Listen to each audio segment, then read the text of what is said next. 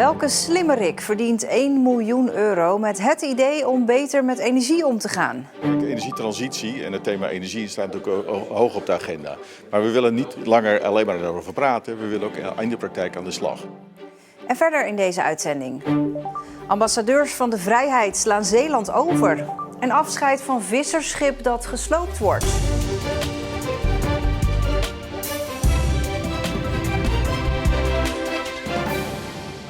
Goedenavond. 1 miljoen euro aan subsidie. Daar maken 8 bedrijven kans op als ze een manier kunnen bedenken om het Zeeuwse stroomnet te ontlasten. De bedrijven doen mee aan de Boost the Grid Challenge. Ons energienet heeft het zwaar te verduren, zowel qua vraag als aanbod. Er komen steeds meer opwekkers van energie, waardoor in sommige delen van de provincie, zoals Schouwen-Duiveland en Tolen, het net praktisch vol zit. Maar we gebruiken ook steeds meer energie. En dan moet een groot deel van die energie ook nog zo snel mogelijk duurzaam worden. Er is dus werk aan de winkel. Om dat net te helpen heeft de stichting Zeeuwse Publieke Belangen samen met Docwise de Boost the Grid Challenge opgestart.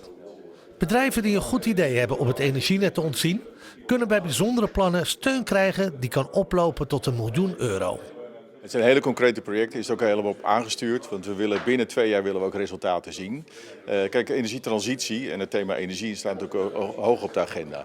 Maar we willen niet langer alleen maar erover praten, we willen ook in de praktijk aan de slag. Er hebben 56 bedrijven vanuit de hele wereld gereageerd en inmiddels zijn er nog 8 over. De ideeën gaan alle kanten op.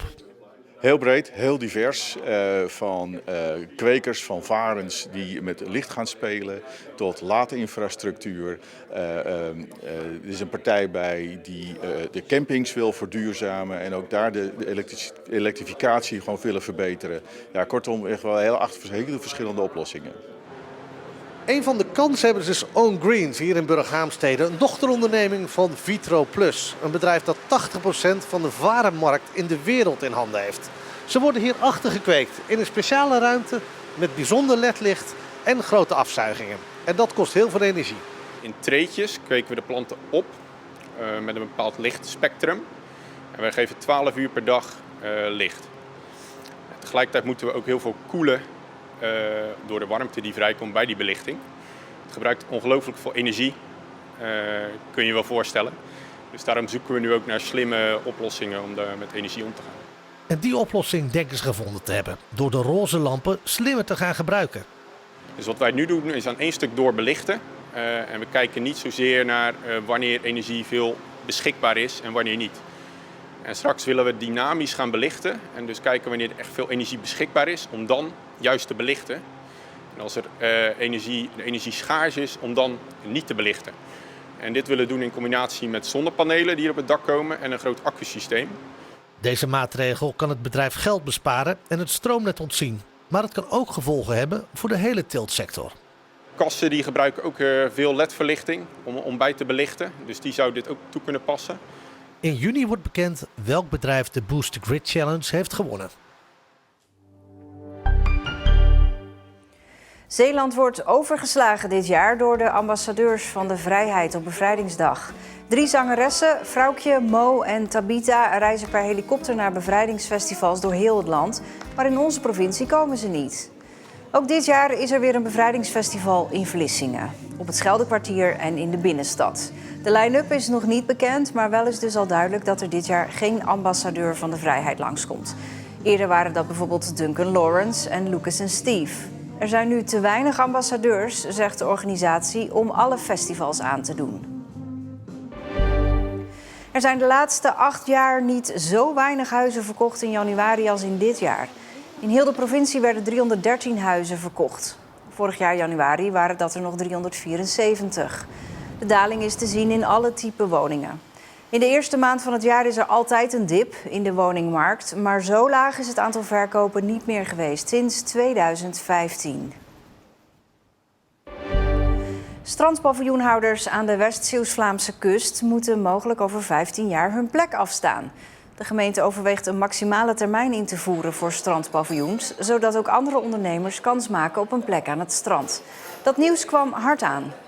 Dit element hebben wij nog niet eerder op het strand voorbij zien komen, dus ik was zeer onaangenaam verrast. Ja, mijn toekomstvisie is dan een beetje waar. Ik heb pas een strandpaviljoen overgenomen in december. Met ook mijn pensioen daarin. En dan in één keer houdt het dan op. Dan sta je daar 15 jaar op strand en dan is het gewoon in één keer afgelopen.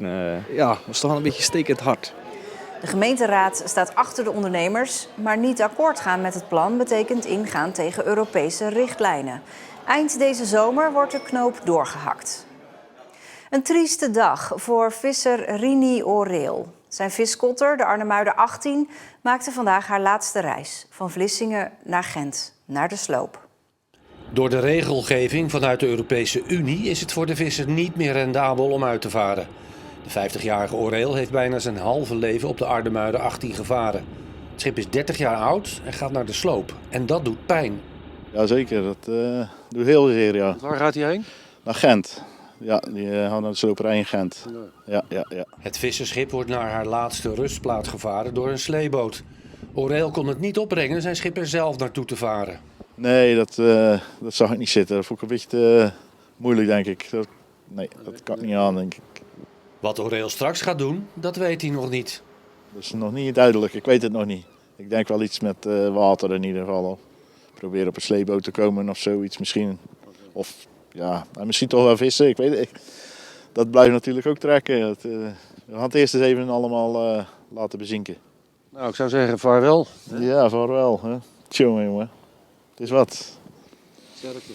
Dank je.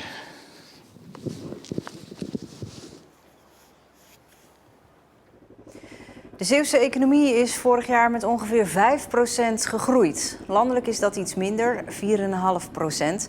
En er is iets bijzonders aan de hand met Zeeuws-Vlaanderen.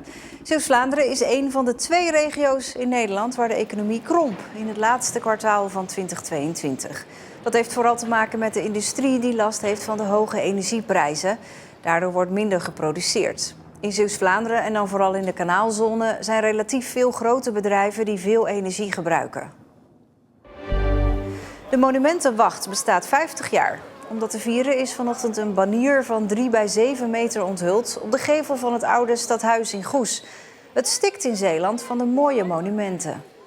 Oh, heel veel. Er zitten er wel 3500 of zo zitten we. Dus ik heb ze niet helemaal direct paraat, maar we hebben er een goede 1200, 1300 in ons eigen bestand zitten. En die anderen niet? En die anderen nog niet. Dus er kunnen er nog heel veel meer bij. Met het banier wil de Monumentenwacht aangeven dat ze allemaal wil beschermen. De oorlog in Oekraïne duurt nu een jaar. En op dit moment hebben ongeveer 2600 Oekraïners in Zeeland een plek gevonden om te wonen. Gisteren maakten we kennis met Ludmila. Vandaag het verhaal van de 18-jarige Vlad. Die zijn best doet om zijn draai te vinden in Zierikzee. Yeah, for example, that's a photo of my family. That's my dad and my small brother.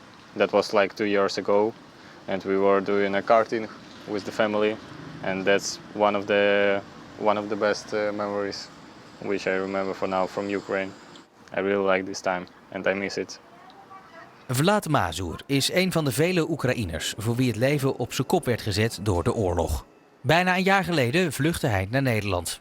Met zijn broertje en zijn ouders verblijft hij in dit opvangcentrum. Wanneer hij niet aan het werk is, vult hij zijn dagen vooral met sporten, zoals dagelijks hardlopen. That's not always possible with the weather in Netherlands, to be honest. But yeah, I have also one friend with my age, so we're trying to do that together. Het houdt hem niet alleen fit, het is ook een manier om de gedachten weg te houden van de oorlog. Van zijn vrienden die zijn achtergebleven hoort hij hoe moeilijk de situatie daar is. I'm contacting with them as much as this possible. But for now it's not that often because there is no electricity in our town. So that's not really easy to do that, but we're trying to keep in touch. Yeah, they're saying that it's sirens every day. It's going like alarm for them. They're waking up with sirens, they go into sleep with sirens. And also the bombing. Here it's feeling totally different because you're feeling safe. And you understand that no one will come to your home and kill you or something like that. So here I'm feeling safe and I'm feeling happy that this country can help me to make my life here. And I really appreciate it. Vlad blijft hoop houden dat het ooit goed komt met zijn land. Maar hij houdt er rekening mee dat hij hier nog een tijd zal moeten blijven. And maybe after a year I will start my studying in here. Voorlopig weet hij zichzelf bezig te houden, maar er zijn dingen die hij enorm mist. I think like the people and the good situation which was before the war, when everybody is smiling, when everybody want to make this world more funny, more happy to everyone. And also I really miss my friends, my grandparents which are still there. In het opvangcentrum in Zierikzee, waar Vlad verblijft, wonen ruim 230 Oekraïners. 100 daarvan zijn kinderen en jongeren. De dag begon wat nevelig, maar door de noordenwind werd het 's middags wat zonniger. Het werd 9 graden vandaag. Morgen is het een beetje guur, met een paar regen- of hagelbuien en aardig wat wind. En het wordt ook iets koeler dan vandaag. In het weekend is het vrijwel droog. Ja, en dan kregen we nog een grappige foto ingestuurd door Liesbeth Miele. In Terneuzen staat dit omleidingsbord. Maar ik weet niet hoe u er naar kijkt. Ik zie hier vooral een alpaca eigenlijk. Zorg toch even voor een glimlach, zoiets. Dit en meer, ook serieuzere zaken, vindt u op onze social media kanalen. Facebook, Instagram en TikTok. Tot zover deze Zeeland Nu. Een fijne avond.